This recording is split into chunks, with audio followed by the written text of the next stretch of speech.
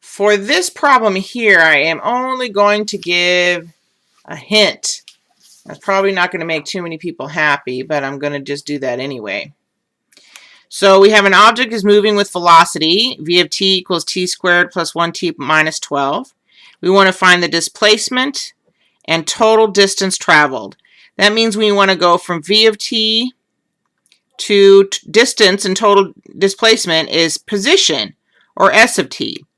The only way that's possible is to integrate v of t with respect to t, and we want to do that from 0 to 6. Now, hold on.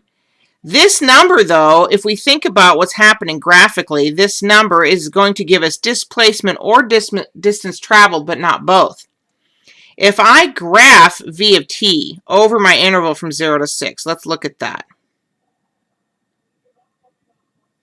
So from 0 to 6, I cross here at negative 12, and it's going to come up like this. And here at 6, my height is going to be 13. Look it up if you don't believe me. That's just v of 6, because this is a graph of v of t. This is t, and this is v of t.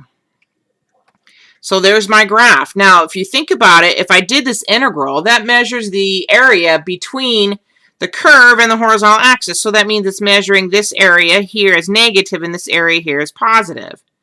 So in this case, this is giving me total displacement, because it's taking into consideration the sign of each of these areas. Like this one is going away from the lake and this one's going closer to the lake. So total displacement is going to include the fact that she turns around. We want to know exactly how far she was from where she started. That's total displacement. Now, as far as total distance traveled,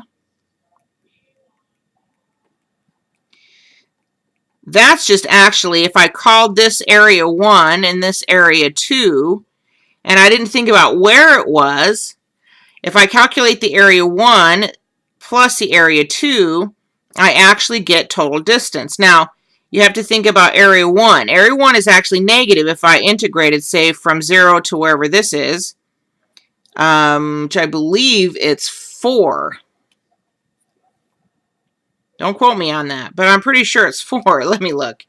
That'd be the one time I do it and I confuse everybody and their dog, and I don't want to do that.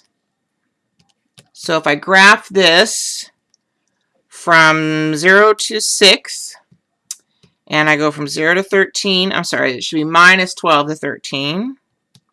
I should get that exact graph over there. Oh, I didn't do something right.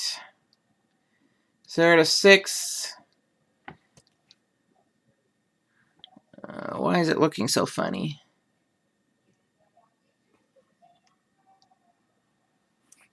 Should be able to see this down here. Well, let me stretch out my window.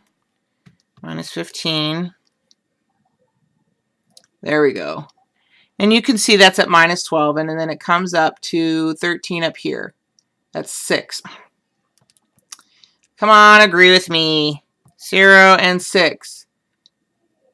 Oh, it's 18. Excuse me. It is 18. So I'm just fiddling around with this window so that you can see everything.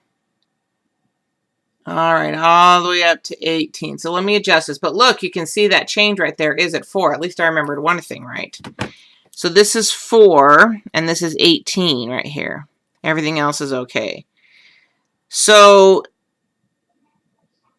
if I can find area 1, let's say I graph or integrate from 0 to 4, that's area 1, except for it's negative. So if I just stick a negative in front, that's going to give me, this is just a plain old distance as area. So it's going to be v of t dt. And then I'm going to add the area 2, which is just plain old 0 to 4. Oh, come on, Patty. 4 to 6 v of t dt. So that's kind of using one of our properties. 0 to 4, 4 to 6. 0 to 4 gives me this area. 4 to 6 gives me this area. So this is area 1. I'm sorry, area 2. And this is area 1 here, including the negative if I just talk strictly area. And then from there, you should be able to finish the problem.